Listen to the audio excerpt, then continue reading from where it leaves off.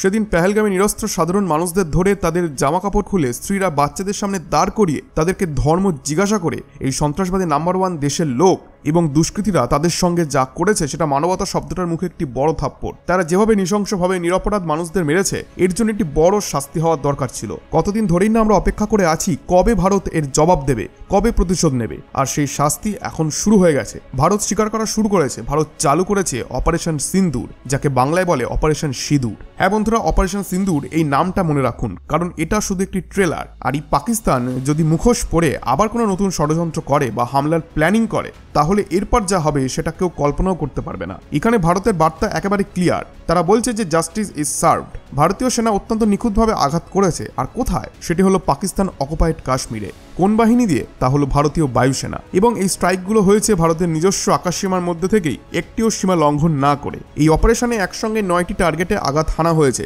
সবটাই একেবারে surgical level প্রেসিশনে। এই বিষয়ে ভারতীয় সেনার তরফ থেকে এখনো পর্যন্ত শুধু ছোট্ট একটি বিবৃতি এসেছে, যেখানে বলা হয়েছে এই সমস্ত স্ট্রাইক হয়েছে সন্ত্রাসবাদীদের ঘাঁটি, ট্রেনিং ক্যাম্প এবং কিছু ফ্যাক্টরির ওপর। এগুলি পাকিস্তানি সেনাবাহিনীর ওপরে নয়, এটা একদমই স্পষ্টভাবে বলা হয়েছে। এবং সব থেকে গুরুত্বপূর্ণ কথা, এই অপারেশনটা প্রতিশোধমূলক নয়, মানে এটা কোনো রিটেলিয়েশন নয় এবং এটা যুদ্ধ বানানোর উদ্দেশ্যও নয়। কিন্তু যদি এর পরেও পাকিস্তান এর জবাবে কিছু করে বা যুদ্ধ বাঁধানোর চেষ্টা করে তাহলে মাথায় রাখুন এই মুহূর্তে ভারতীয় আকাশে 80টিরও বেশি ফাইটার জেট ফুল কমব্যাট মোডে রেডি। পুরো ভারত এখন একটি ওয়ার মোডে ঢুকে পড়েছে, আর ইন্ডিয়ান নেভিও শুধুমাত্র অপেক্ষা করছে একটি অর্ডার পাওয়ার জন্য। আর অর্ডার পেলেই তারা করাচির মানচিত্রই পাল্টে দেবে।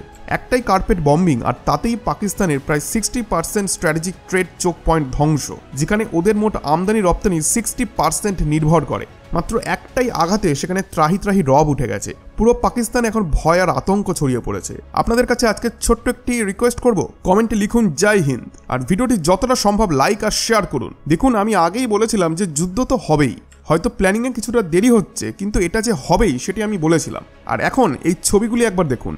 ঠিক রাত 1টা থেকে 2টোর মধ্যে যখন সবাই ঘুমিয়ে তখন প্রিসিশন স্ট্রাইক শুরু হয়ে যায়। এখন যত সময় যাচ্ছে তত নতুন নতুন ছবি আর ভিডিও আর নতুন নতুন অ্যাঙ্গেল ইন্টারনেটে ভাইরাল হচ্ছে। হাসপাতালের সামনে তো এখন লাইন পড়ে গেছে। পুরো পাকিস্তানি প্রশাসনে এখন ম্যাসিভ কনফিউশন। একদিকে প্রধানমন্ত্রী বলছেন যে 5টা জায়গায় আঘাত হয়েছে, অন্যদিকে তাদের তথাকথিত আর্মি বলছে যে 3টি জায়গায় হিট হয়েছে। তাদের সেনা বলছে তারা এর জবাব দেবে, প্রতিশোধ দেবে। আর ফেসবুকে তো আলাদা রকমেরই খেলা চলছে। সেখানে পাকিস্তানের তরফ থেকে পুরোপুরি একটি প্রোপাগান্ডা চলছে যে না, এটা তো আমাদের কোনো ক্ষতিই হয়নি, বরং উল্টেই আমরা ভারতীয় জেটকেই ডাউন করে দিয়েছি। তবে ভারত একথা স্পষ্ট জানিয়ে দিয়েছে যে এই অপারেশন নন এসকেলেটারি, কারণ ভারত এখানে শুধুমাত্র এই সন্ত্রাসবাদীদের ক্যাম্পকে টার্গেট করেছে, না কোনো দেশের আর্মিকে, না তাদের সার্বভৌমত্বকে, আর না সাধারণ মানুষকে। তবে এবার যদি তারা ভারতের এগেইনস্টে যায়, ভারতকে চ্যালেঞ্জ করে, তাহলে এর উত্তর আরও মারাত্মক হবে। ভারত এখন গোটা দেশ জুড়ে ওয়ার ড্রিল করছে, সব রাজ্য প্রস্তুত হচ্ছে।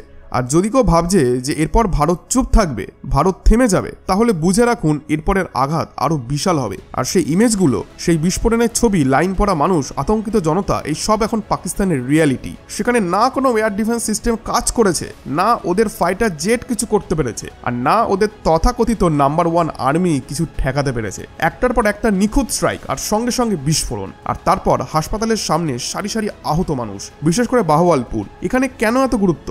আসলে পাকিস্তান অকুপাইড কাশ্মীরের মধ্যে বাহওয়ালপুরই ছিল জৈশ-ই মোহাম্মদ লস্করি তাইবার বড়সড় হেডকোয়ার্টার। এই হিটগুলি সরাসরি সন্ত্রাসী সংগঠনের ঘাঁটির ওপর। এখান থেকে পরিষ্কার যে এবার শুধু পায়ের নিচে মাটি কাঁপানো নয়, এটি তো একটি লেভেল ছিল, কিন্তু নেক্সট লেভেলে সরাসরি তাদের ওপরেই ডাইরেক্ট হিট করা হবে। এখন খেলা শুরু হয়ে গেছে, গেম হ্যাজ জাস্ট বিগান। পাকিস্তানে মধ্যরাতে এখন সূর্যোদয় হয়েছে, এটাই ছিল অপারেশন সিন্দুর। আর এখন চীন তার নিজস্ব গেম খেলবে, ভুল তথ্য ছড়াবে, মডেল দেখাবে। অনেকেই বলছিল যে জল কেন বন্ধ করলো ভারত। আরে দেখুন, জলের গল্প এখন পুরনো হয়ে গেছে, এখন শুরু হয়েছে বিস্ফোরণের গল্প। আর যদি কেউ সাহস করে ভারতকে আবার চ্যালেঞ্জ করে, তাহলে পুরো ভারত পুরো ওয়ার মোডে চলে যাবে এবং তার কোনো লিমিট থাকবে না সেই সময়। এবং পাকিস্তানকে হাঁটু গেড়ে বসিয়ে বলতে বাধ্য করাবে যে সরি ভারত, এবার আর হবে না। এখন এখানে দেখুন, অনেক নিউজ আর্টিকেলে বলা হয়েছে যে ভারত মিসাইল ফায়ার করেছে, 14 জন আহত হয়েছে, 3 জন মারা গেছে। এই ধরনের হেডলাইন ছড়িয়ে পড়েছে। ফগ অফ ওয়ার শুরু হয়ে গেছে, নানা দিক থেকে নানা রকম গল্প বেরিয়ে আসছে। ভারতের পক্ষ থেকে ইঙ্গিত আসছে যে F-16 ফাইটার জেট নামিয়ে দেওয়া হয়েছে। এই বিষয়ে অফিসিয়াল কনফার্মেশন এলে আমি সেই বিষয়ে অবশ্যই ভিডিও বানাবো। তবে অন্যদিকে পাকিস্তানের মানুষ, তাদের সেনা আবারও সেই একই প্রোপাগান্ডা চালাচ্ছে, তারা নাকি ভারতের রাফাল আর সুখোইকে ডাউন করে দিয়েছে। আসলে এগুলি সবই ফগ অফ ওয়ার, তথ্য আর গুজবের মিশ্রণ। অনেক তো আবার 2024 সালের ফুটেজ দেখিয়ে বলছে যে আমরা ভারতের রাফালকে ডাউন করে দিয়েছি। আবার কিছু কিছু পাকিস্তানি মিডিয়া আউটলেট তো 2021 সালের ভিডিও চালিয়ে দিয়ে বলছে যে আমরা একসাথে 3টি বিমানকে ডাউন করে দিয়েছি। কিন্তু এই সব কিছুই ফেক নিউজ, একটা ফেক হোপ দেওয়া হচ্ছে তাদের জনগণদের। আর এখানে ভারতের আক্রমণ একেবারে টেরর বেস টার্গেট করে হয়েছে পেহেলগাঁও হামলার জবাবে। এটা আপনাদের বুঝতে হবে যে পেহেলগাঁও হামলার প্রত্যুত্তরই হলো অপারেশন সিন্দুর। এখনো পর্যন্ত যা হয়েছে সেটা একেবারে ক্যালিব্রেটেড স্ট্রাইক, একটা সার্জিক্যাল অপারেশনের মতো নিখুঁত। আর একে বলাই চলে বালাকোটের থেকেও একটি বড় আঘাত।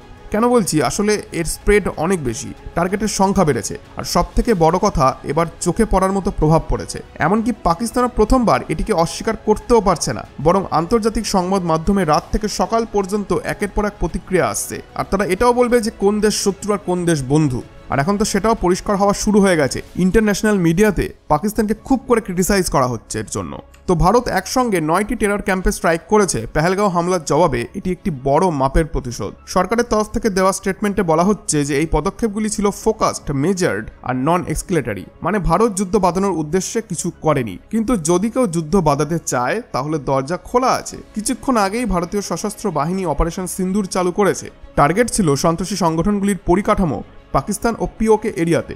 আজকে দিনের মধ্যে আরো অনেক ডিটেলস আসবে, কিভাবে স্ট্রাইক হয়েছে, কোন ইন্টেলিজেন্স ছিল, কারা টার্গেট করেছিল, সব তথ্যই সরকার দেবে। মেইনলি এই আক্রমণটি করা হয়েছে টেরোরিস্ট ইনফ্রাস্ট্রাকচারের ওপর পাকিস্তান ও পিওকেতে, যেখান থেকে ভারতের বিরুদ্ধে সশস্ত্রী হামলা প্ল্যান ও পরিচালনা করা হতো।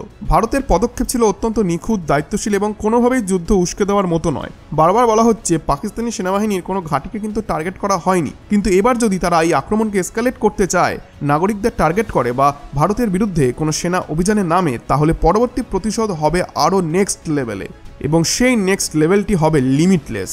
এই পদক্ষেপ এসেছে পেহেলগাঁওতে হওয়া নৃশংস সন্ত্রাসবাদী হামলার জেরে, যেখানে 25 জন ভারতীয় ও একজন নেপালি নাগরিক নিহত হয়েছিলেন। ভারত নিজের প্রতিশ্রুতি রক্ষা করছে, যারা এই হামলার জন্য দায়ী তাদের শাস্তি নিশ্চিত করা হবে।